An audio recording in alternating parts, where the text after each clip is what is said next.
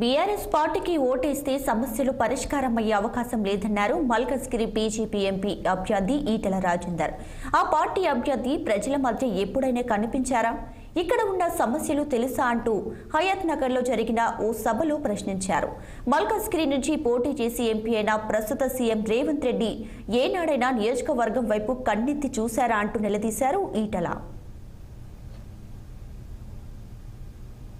ప్రజలలో రేవంత్ రెడ్డి 6 గ్యారంటీల మీద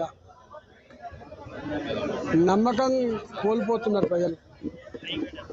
4 నెలలు గడిచినప్పటికి కూడా ప్రతి మహిళకిచ్చే 2500 మీద ఇంతవరకు చలనం లేదు.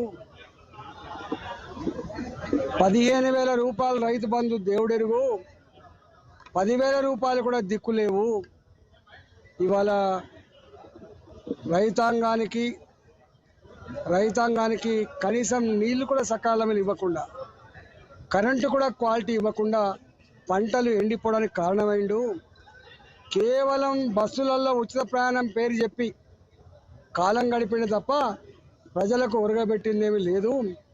ఇవాళ మళ్ళీ కాంగ్రెస్ పార్టీ కనుక ఓటు వేస్తే మన బతుకులు ఆగమే అనేటువంటి చర్చ గ్రామాలలో పట్టణాలు జరుగుతూ ఉంది. కాబట్టి వచ్చే ఎన్నికలలో నరేంద్ర మోడీ గారే మళ్ళీ ప్రధానమంత్రి కావాలని, మల్కాజ్గిరిలో కొట్లాడే బిడ్డ, అవకాశం వస్తే పనిచేసే బిడ్డ